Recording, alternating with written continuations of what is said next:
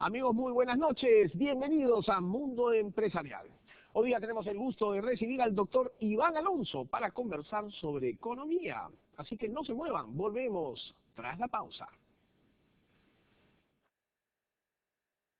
Bien, señores, ahora vamos a conversar sobre economía. Estamos con el doctor Iván Alonso, reconocido economista. Con él vamos a hablar sobre lo que ha sucedido recientemente en el mundo, en el Perú, y cuáles son las perspectivas de crecimiento económico en la región, en el Perú, que podría motivar más o menos crecimiento, entre otros importantes y cotidianos temas económicos. Iván, ¿cómo estás? Buenas noches. Gracias por estar aquí. Buenas noches. Nuevamente. Oye, ¿cómo ven las cosas? Este ha sido un primer cuatrimestre con una primera mitad más positiva que una segunda mitad, por así decirlo. ¿Cómo has visto tú la evolución de las principales variables? ¿Cómo ves el entorno económico? ¿Ha habido una ligera desaceleración? ¿Se creería que se van a tener que corregir algunas proyecciones? Cuéntame un poco cuál es tu perspectiva. Sí, efectivamente ha habido una ligera desaceleración, pero es lo que yo esperaría después de tantos años de crecimiento a una velocidad tan alta. No, son pocos los casos en la historia del mundo de países que han podido crecer a tasas muy altas por mucho tiempo. Claro, es parte del ciclo económico, ¿no? Efectivamente, una vez que después de un periodo de reformas, la gente ha adoptado otra dinámica, otra manera de hacer las cosas, otra actitud frente al emprendimiento, las oportunidades más obvias se van agotando. Entonces es natural que las tasas de crecimiento tiendan a moderarse con el tiempo. Ahora, en los últimos 2, 3 semanas, digamos, ha habido pues un factor distinto, ¿no? Claro. Que tiene que ver con todo el problema, la intranquilidad, desconfianza generada por este intento de adquirir los activos de Repsol en el Perú. Es una medida contra lo que todo el mundo esperaba, contra lo que todo el mundo asumía que iba a suceder de aquí adelante. Entonces ha creado una cierta incertidumbre, ¿no? Que parecería haberse Disipado. puesto de lado, así es, en los últimos días. Bueno, esperemos pues que sea así, ¿no? Porque este es además una señal muy muy vinculada a lo que todos temían en una primera candidatura de Ollantumala, ¿no? O sea, estamos reviviendo al cuco, ¿no? Claro, nos ha mostrado que hay un impulso latente, ¿no? Hay una tendencia ideológica, digamos, hacia una forma de intervención del Estado que creíamos ya superada. Y por el momento se ha dejado de lado, pero queda el interrogante de qué va a pasar en los próximos meses. Claro, claro.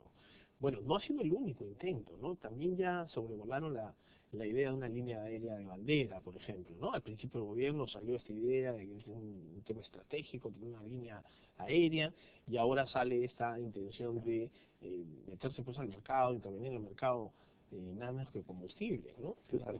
Pero la idea de la línea de bandera, ¿no? la idea de la línea de bandera se abandonó bien al principio del gobierno. Sí. Era sí. casi como dejar la gran transformación atrás y entrar a la hoja de ruta. Entonces, Claro. han pasado casi 24 meses y parecía que ya no íbamos a tener que preocuparnos por ese tipo de cosas. Por eso creo yo que ha sido la sorpresa de escuchar que el gobierno tenía estos planes. Claro, ahora eso impacta, pero el mecanismo de transmisión es inmediato, digamos, para la desaceleración, o simplemente impacta en un indicador de desconfianza o menor confianza empresarial. Tú digamos, ¿cómo ves el tema? Ciertamente hay una desaceleración mundial, digamos, China está creciendo menos, Europa pues obviamente no despega, está pues una recesión ahí bien clara, ¿no? Y los indicadores alrededor de la economía de Estados Unidos tampoco son los más alentadores, aunque mejores ciertamente que, no sé, los últimos 6 meses. Sí, mejores, ¿no? y mejorando, ¿no? ¿no? Pero al margen de lo que sucede en el mundo, como te decía, a mí no me sorprende que haya una desaceleración de la economía peruana. Es lo que yo esperaría ver, ¿no? Tasas de crecimiento que se acercan más a lo que es el crecimiento de la población.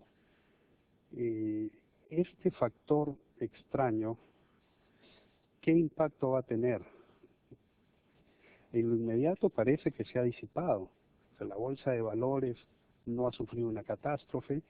Inmediatamente se han dado señales de acelerar las inversiones, reducir las trabas, aligerar los trámites, ¿no? Creo que hay un esfuerzo del gobierno en los últimos días por multiplicar ese tipo de señales para compensar las señales negativas de hace 1 o 2 semanas.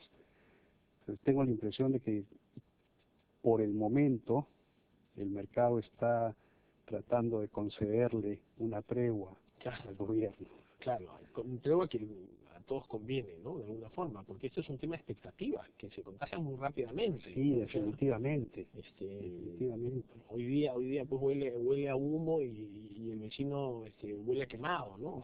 Las cosas son dramáticas, la escalada es muy nítida, ¿no? No han llegado a quebrarse las expectativas, pues. Claro. Estuvieron ahí en la cuerda floja por unos días, pero la situación se ha estabilizado. Y bueno, el hecho de que el gobierno haya sabido dar marcha atrás cuando percibió que había una resistencia muy fuerte, quizás sea a la larga positivo. Ahora, dicho esto, algunas variables, por ejemplo, las tasas de interés están a la baja, ¿no? O sea, el mercado está muy líquido. Hay algunas variables fundamentales que están dando señales más bien de optimismo con respecto a las posibilidades de seguir haciendo negocios, ¿no? Las empresas se siguen financiando afuera, hay un montón de herramientas, digamos, a la disponibilidad del mundo empresarial que permitirían pasar la hoja sin mayor problema. ¿Cómo ves tú las perspectivas inmediatas, digamos, el siguiente trimestre, el siguiente semestre en el entorno empresarial? Hay algunos sectores que están más golpeados que otros. La minería, por ejemplo, se está viendo afectada ahora en los precios internacionales, bueno, aunque con cierta recuperación el oro, por ejemplo, pero en general ha ido un poco a la baja. ¿Cómo ves tú el tema económico alrededor de las empresas? No, yo no veo nada significativo que haga pensar que el próximo trimestre va a ser peor o mucho peor que el anterior, ¿no? Y la segunda mitad del año con respecto a la primera. Las cosas que preocupan sobre todo a los empresarios son problemas que no han aparecido ahora, que no son nuevos, son todos los problemas de la consulta previa, los problemas de los trámites, de los permisos, que están sobre la mesa hace bastante un par de años o más tiempo en algunos casos, ¿no? Entonces, sobre todo lo que hay es una impaciencia de que no se termine de resolver estos problemas, ¿no? De que todos son palabras y no hay ninguna acción efectiva para destrabar estas cosas. Pero no destrabar no significa empeorar las cosas. Claro, sin duda. ¿Cómo ves el mercado internacional? En Estados Unidos recuperándose, las cifras que van saliendo sobre el mercado de empleo, el mercado de vivienda, son todas alentadoras, no son espectaculares, pero se ha volteado una tendencia. Europa sigue siendo, ¿no?,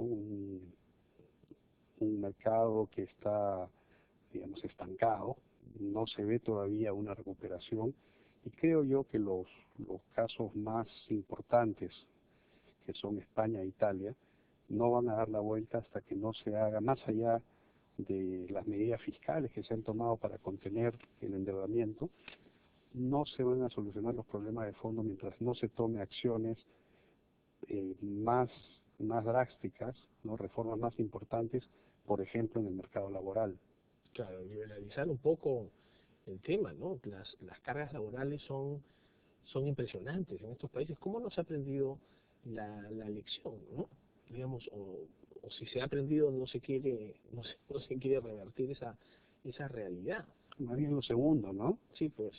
Son lecciones que no son muy difíciles de aprender y hay mucha evidencia en contrario, pero los sistemas políticos no son capaces de responder a eso, de procesar eso, ¿no? Ahora, Francia y Alemania son casos totalmente diferentes, sin tener tanto relajo en la normativa laboral, ¿no? Digamos, han sido capaces de capear el temporal de una manera más decente. por así decirlo.